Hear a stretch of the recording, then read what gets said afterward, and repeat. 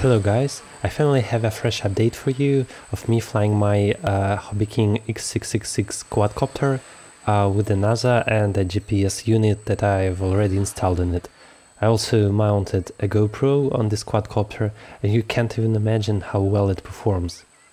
I have LED lights on it and they are so bright that you can see them even at day.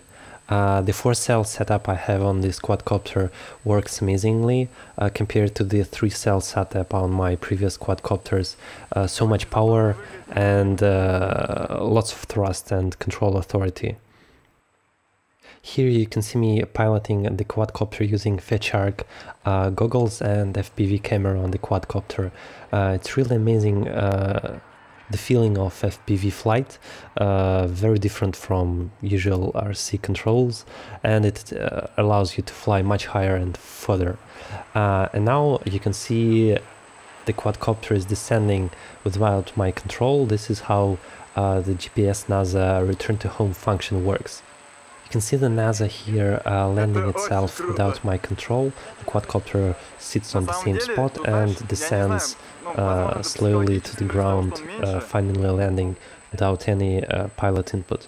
Well, I've had some problems with the GPS unit, but people on the forum say that I'll just have to recalibrate it again and have a better satellite lock. So I hope to use the GPS position hold more.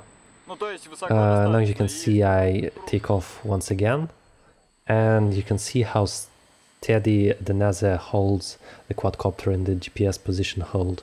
So it just sits there without any control input on the same spot.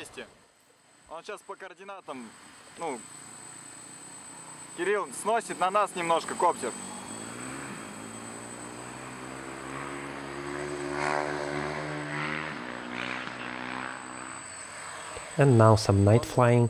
The LEDs I installed are very bright.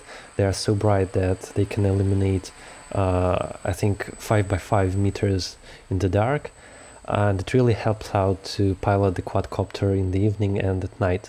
But I'm experiencing some GPS problems in this video. You can see that when I release the sticks, the copter starts accelerating to the right or to the left. Sometimes it sits on the same spot, but sometimes it starts accelerating. So some people say that this is the problem with compass calibration. I think this will help if I recalibrate it again and try some more flying. And it may be related to bad satellite lock, but ultimately I crashed at the end of this video. There was no serious damage for the quadcopter, only 2 front booms bent, although I crashed really hard. Well, 2 booms for the frame are on the way, and I expect to fly in less than a week or maybe 2 weeks, so there will be more videos coming. And don't worry, the quadcopter is not hurt really. And here is the crash. Well, quite terrible.